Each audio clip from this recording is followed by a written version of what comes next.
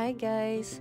So, ito yung ginawa namin nung spring break or yung Easter week. So, Holy Friday yata yan. Friday, Saturday, Sunday. So, 3 days and 2 nights kami nag-Niagara Falls.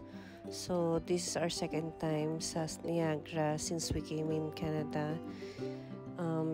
So yung first stop namin is yung Floral Clock. So, umalis kami sa London ng 10 a.m. yata. Then, nakarating kami ng mga 12:30 or 1. Then, ayan. So, mabilis lang naman yung kahit mukhang malayo, pero mabilis lang siya kasi walang traffic. Then, dahil ang check-in time naman is 4 p.m. pa, nag-ikot na kami pagdating.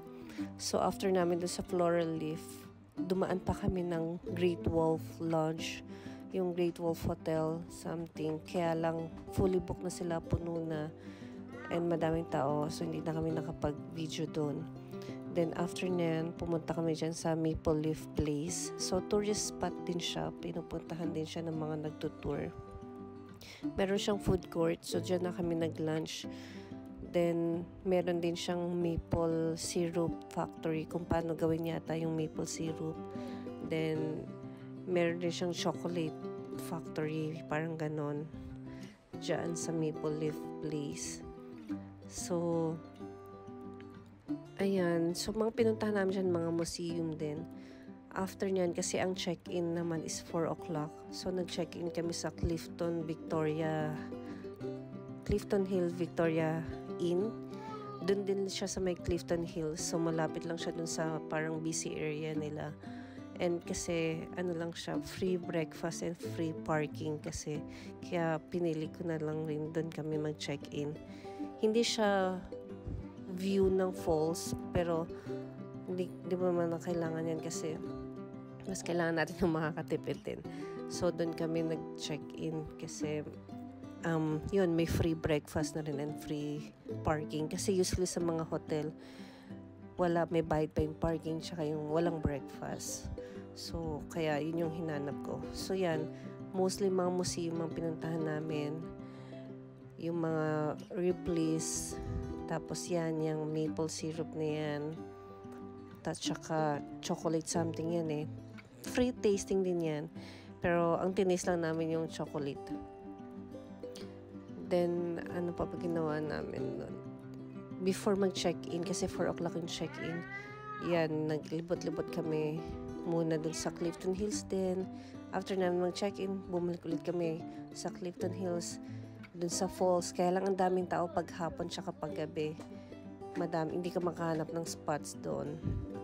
Kaya nag-museum na kami. Yung sa Ripley's, Believe It or Not, sa Wax Museum, tsaka yung selfie ng Ripley's.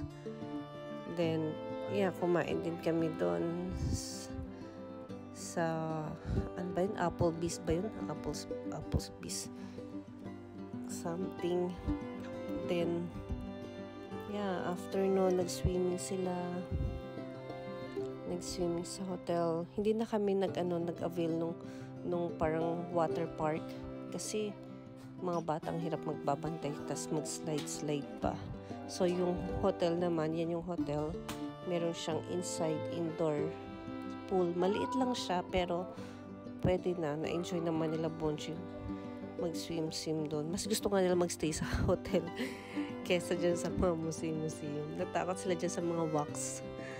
Meron kasi dyan parang horror theme ng mga wax. Parang totoo. Kaya natakot din sila.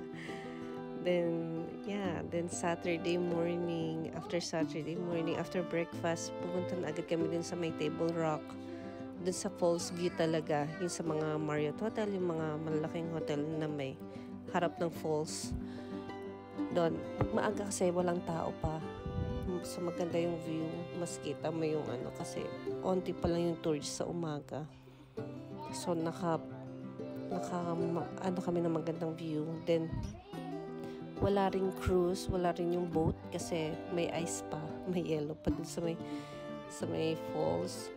Kaya yung journey behind the falls na lang yung inavail namin. Yung bumaba kami doon, Then, nandun kami sa baba ng falls. Tapos, meron yun sa tunnel yun eh. Tunnel siya sa likod ng falls. So, ayun. Yun yung in-avail namin. Then, yeah, pumunta kami dun sa taas yung sa casino. Then, kami nag-lunch. Then, after na, nag-church din kami. And, yeah, yun. Mostly dun lang kami sa may Clifton Hills. Then, mga museum. Then, nung Sunday, nag-outlet store lang kami. Then, yeah, uwi na kasi due day na after.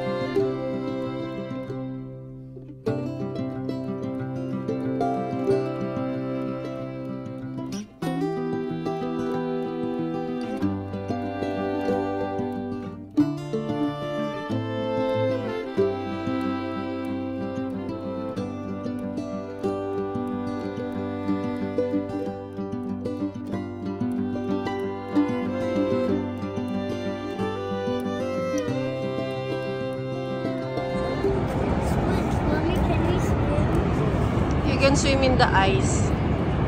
No. Sorry. No.